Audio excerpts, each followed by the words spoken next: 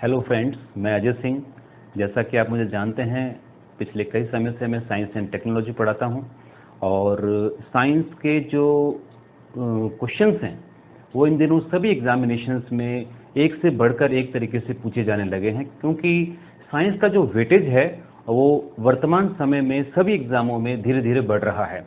और जैसा कि हम जानते हैं कि जो स्टूडेंट साइंस बैकग्राउंड से नहीं हैं उनके लिए साइंस लास्ट टाइम उन्होंने 10th क्लास में पढ़ा था और उसको पढ़े हुए लगभग 5 से 7 साल हो गए हैं, जिसकी वजह से वो पिछली साइंस को भूलने लगे हैं और जो भी थोड़ा बहुत उनको याद था उसके अंदर उनको थोड़ा सा मिसअंडरस्टैंडिंग होने लगी है। और इसी वजह से साइंस का एक पोर्शन विद्यार्थियों को हर एग्जाम के साथ दिया जाता है। और अगर हम पिछले कुछ एग्जामिनेशंस को देखें, चाहे वो कांस्टेबल का हो, चाहे वो एलडीसी का हो, चाहे आरएस का हो, चाहे आईएएस का हो। अगर पिछले दिनों आरएस की बात करें तो उसके अंदर भी सारे क्वेश्चंस, और जो एलडीसी की परीक्षा हुई है उसके अंदर भी सारे क्वेश्चंस में साइंस को इस तरह से परोसा गया है जो कि अब साइंस का रुझान है तो बिल्कुल सरल ढर्रे पर, लेकिन उसको ट्विस्ट करके क्वेश्चन पूछा गया जिससे कि व्यक्ति और स्टूडेंट झांसे में आ जाता है कि इसका आंसर क्या देवें। इसीलिए क्योंकि वो एक लंबे समय से साइंस से दूर रहा है, इसलिए साइंस उसके लिए एक डरावनी सी चीज बन गई है। लेकिन दोस्तों, घबराने की कोई बात नहीं है। मैं आपको साइंस के हर फील्ड के अंदर, हर उस टॉपिक के अंदर क्लियर कर दूंगा जो धीरे धीरे सभी सेगमेंट को छूने लगेगी, जिसमें फिजिक्स, बायोलॉजी, केमिस्ट्री और टेक्नोलॉजी का पोर्शन रहेगा। और ये जो क्लासेस यूट्यूब क्लासेस हैं मेरी, ये आप कांस्टेबल से लेकर के आईएएस तक के सभी क्लासेस को एक साथ कवर कर सकते हैं। और गांव में जो मेरे विद्यार्थी हैं जो शहर नहीं आ पा सकते हैं किसी भी कारण से, चाहे वो फाइनेंशियल हो या किसी और वजह से हो, जो शहर आकर के नहीं पढ़ पाते हैं, उनके लिए मैंने खास तौर पे यूट्यूब क्लासेस स्टार्ट की हैं ताकि वो लोग गांव में रह करके भी इन चीज़ों से लाभान्वित हों और धीरे धीरे आने वाले जितने भी एग्जामिनेशन हैं उसके अंदर अपने आप को बढ़िया से परफॉर्म कर सकें। खासतौर पर साइंस के सेगमेंट को उनमें डरावना न लगे। और जैसा कि दोस्तों आप मुझे जानते हो, साइंस के सेगमेंट को मैंने आज तक विद्यार्थियों को बहुत ही सरल तरीके से करके परोसा है ताकि विद्यार्थी किसी भी स्ट्रीम का हो, चाहे वो कॉमर्स का हो, चाहे वो आर्ट्स का हो, चाहे किसी और स्ट्रीम का हो, वो आराम से उसको कर पाए और उसके सामने किसी भी प्रकार की साइंस में दिक्कत ना आए।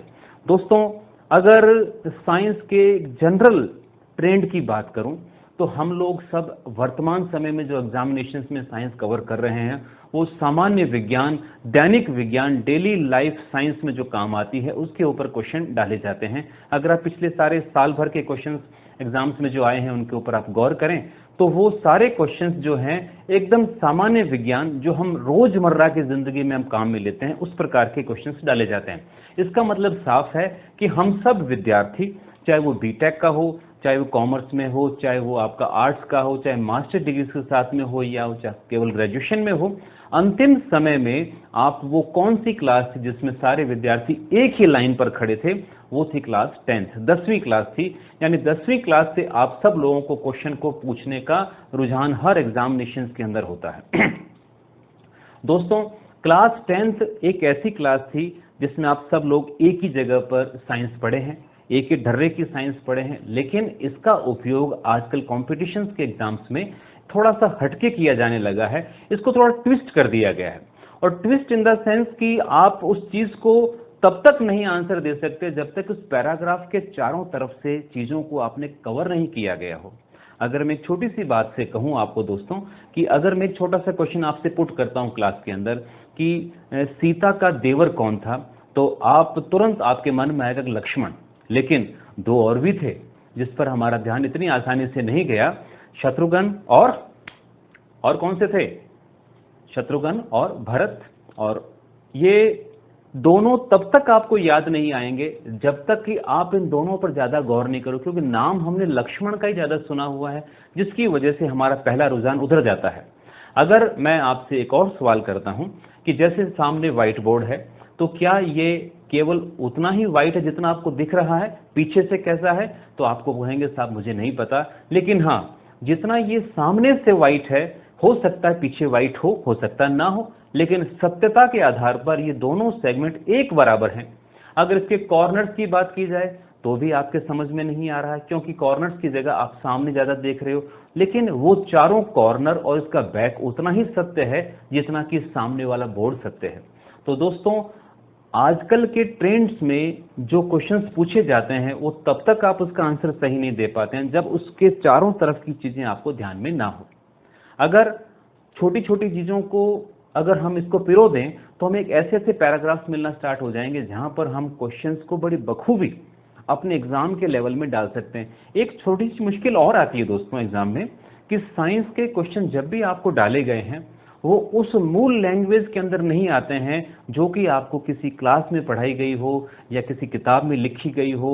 उसको थोड़ा सा बदल करके, थोड़ा ट्विस्ट करके वो एग्जामिनेशंस के अंदर पेश की जाती है, जिसमें बच्चा फिर से थोड़ा सा कंफ्यूज हो जाता है। लेकिन कंफ्यूज होने की बात अब नहीं रहेगी दोस्तों, मैं आपको सरल से जटिल सभी चीजों को एक साथ पिरो करके दिखाऊंगा। तो दोस्तों मेरा प्रयास रहेगा कि आप जो लोग कोचिंग संस्थाओं में नहीं पढ़ पा रहे हैं या जिनका घर इतना दूर है कि वो दूर तक आकर के कोचिंग्स में नहीं पढ़ पा रहे हैं और साइंस उनके लिए अभी भी डरावनी चीज बनी हुई है, तो मैं चाहूंगा कि आप लोग इस वीडियो को जरूर देखें और इनसे आने वाले जितने भी क्वेश्चंस हैं, टॉपिक्स हैं, उनके ऊपर जरूर जाएं एक बार, क्योंकि इनसे आपको हर जगह पर अपने घर बैठे साइंस की सारी चीजें क्लियर होने वाली हैं। इसी के साथ दोस्तों एक छोटा सा टॉपिक मैं आज स्टार्ट करता हूं जिसका नाम है सरफेस टेंशन, पृष्ठ तनाव।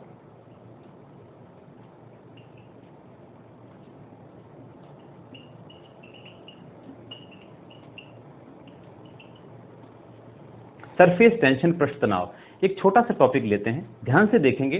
किसी भी सरफेस टेंशन का जब भी क्वेश्चन उठता है तब हमारे दिमाग में आता है कि लिक्विड्स, तरल पदार्थ, और तरल पदार्थों में खास तौर पे देखिए मेरे सामने कोई भी पात्र में लिक्विड भरा हुआ है और लिक्विड के अंदर यहां पर एक मॉलिक्यूल है पानी का जिसके ऊपर मैं देखना चाहता हूं। एक मॉलिक्यूल सतह के ऊपर है जिसको फ्री सरफेस कहते हैं।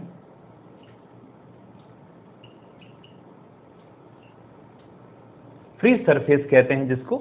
और ध्यान दीजिए दोस्तों, हमेशा फोर्स जो है वो हमेशा पेयर में लगता है। बल किस में लगेगा? हमेशा बल हमेशा लगेगा जोड़े के अंदर, और जोड़े के अंदर लगने की वजह से बैलेंस फोर्स आपके सामने आता है, यानी कि संतुलित बल।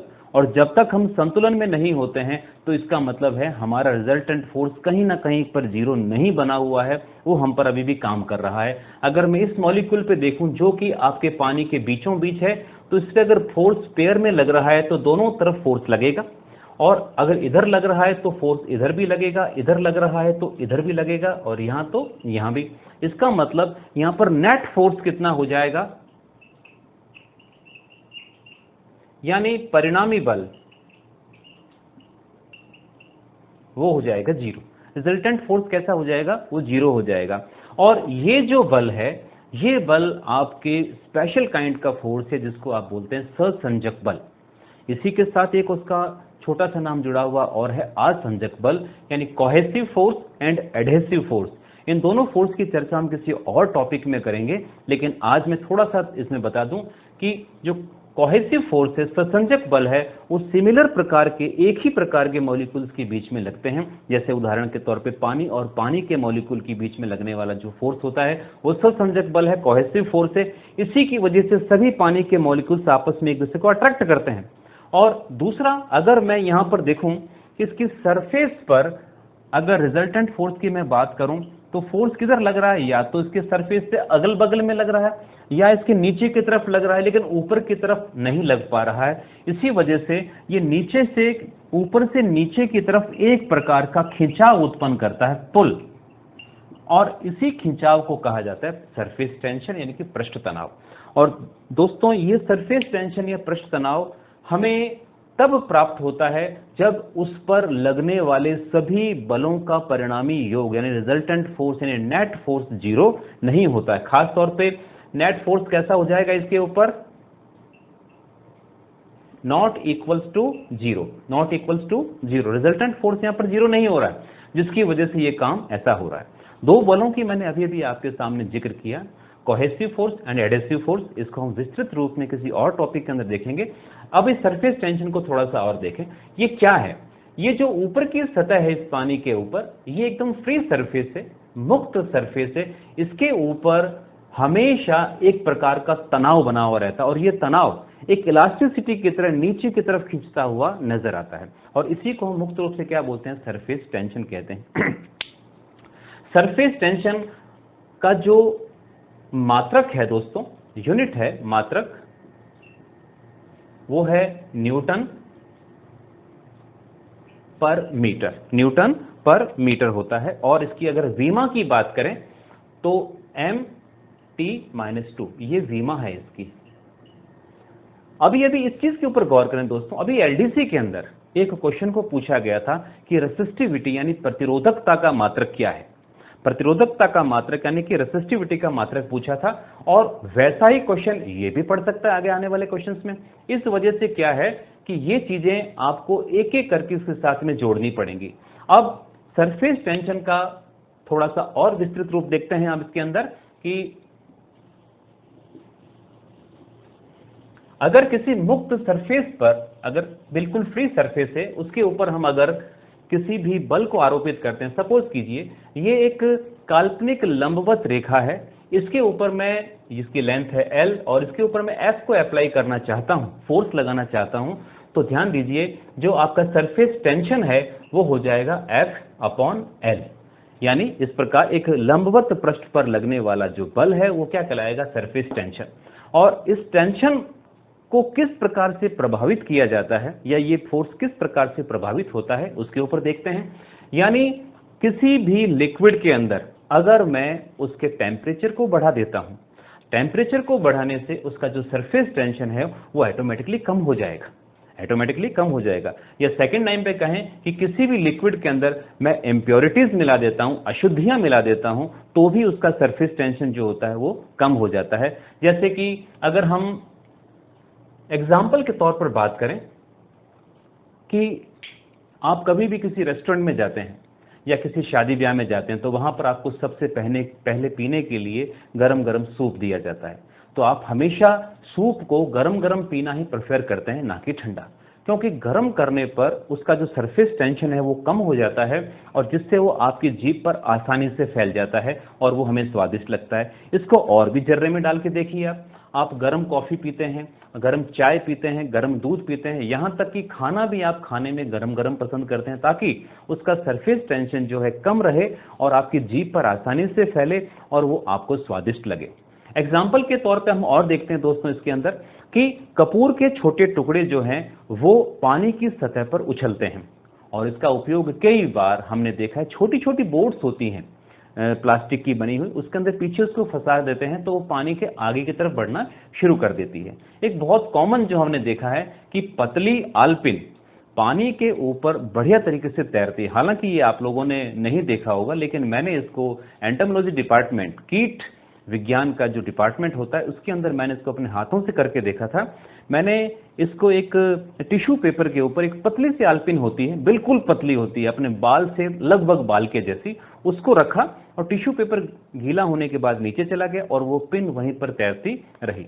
एक और कॉमन एग्जाम्पल इसका आता है जो एग्जाम में अक्सर पूछा जाता है कि मच्छर और उसके अंडे और लार्वा पानी पर तैरते रहते हैं, जो कि पृष्ठ तनाव के कारण संभव हुआ है।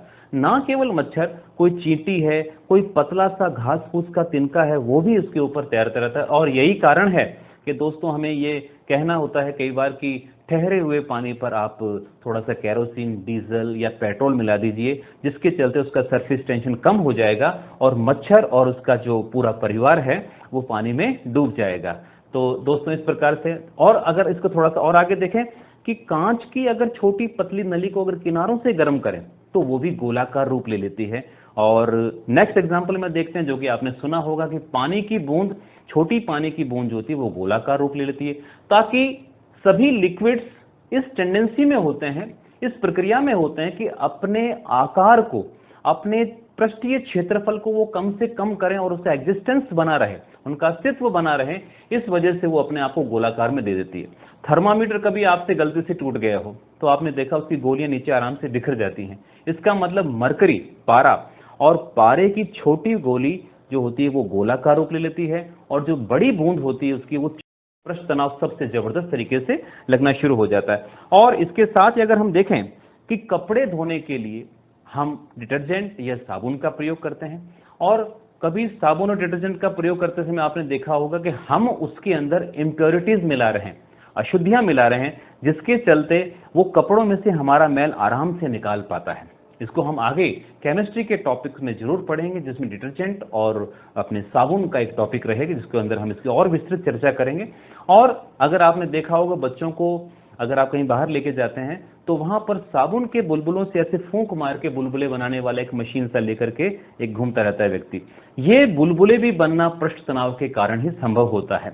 और अगर मैं कहूं कि पानी के अंदर अगर मैं डिटर्जेंट मिला दूं या कुछ और मिला दूं जो कि झाग उत्पन्न करने के लिए जिम्मेदार हो, जो कि आमतौर पर SLS होता है, सोडियम लॉरेल सल्फेट होता है, तो ये सारा पृष्ठ तनाव के अंतर्गत आ जाता है। एक और छोटी सी बात, अगर कोई लिक्विड ऐसा है जो पूरी तरह से उसमें डिसॉल्व हो जाए तो वो पृष्ठ तनाव को बढ़ा देता है, और जो आंशिक रूप से घुलता है, जो पार्शली उसके अंदर डिसॉल्व होता है, ये क्या करते हैं, उसके पृष्ठ तनाव को कम कर देते हैं। जैसे एक बहुत ही इंटरेस्टिंग सा टॉपिक है, इसके अंदर एक एग्जांपल आता है कि पानी के अंदर अल्कोहल मिला देने से उसका पृष्ठ तनाव कम हो जाता है। और दोस्तों, जाहिर है कि अल्कोहल मिलेगा तो व्यक्ति का भी तनाव कम होता है, जैसा कि हम देखते आए हैं कि लोग तनाव कम करने के लिए इसका उपयोग करते हैं। तो दोस्तों,